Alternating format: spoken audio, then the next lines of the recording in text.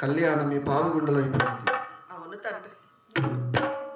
పావుగుండ నుంచి వాలుగొండకు వెళ్ళే మధ్యలో పాగేటు ఒడ్డుకు వచ్చాము ఇరువురు కలిసి. అవును మామయ్య. మరి ఈ పాగేరు దాటుకుని వచ్చేది వాలుగొండపురి పట్నం.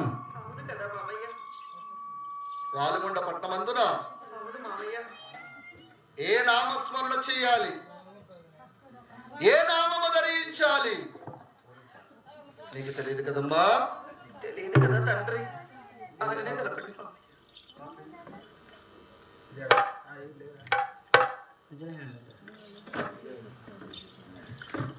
నేను చెప్తాను వినమ్మా. అమ్మ వినవేనా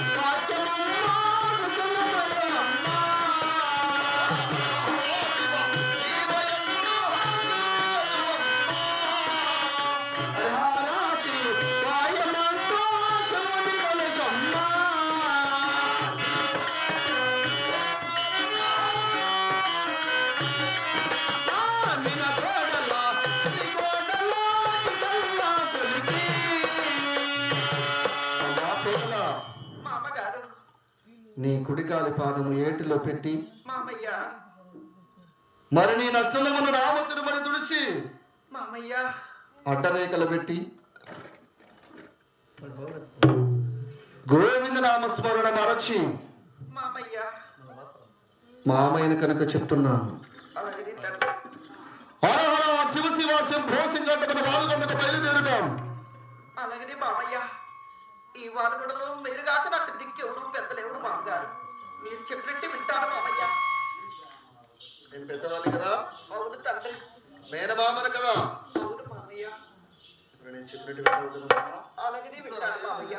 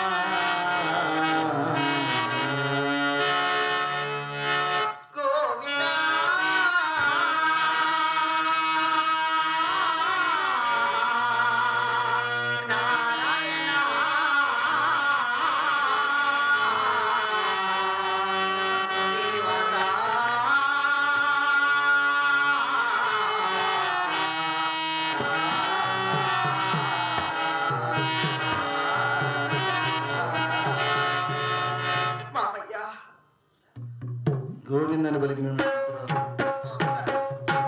ఏం పలికినమ్మా నేను ఇప్పుడు? మామయ్య ఉండో ఏం పలికినమ్మా నేను ఇప్పుడు? శివసాని పలికినావు. శివ శివ అని పలకమన్నాను కదా. మరి నేను పలికింది కూడా శివ శివ అనే కదా.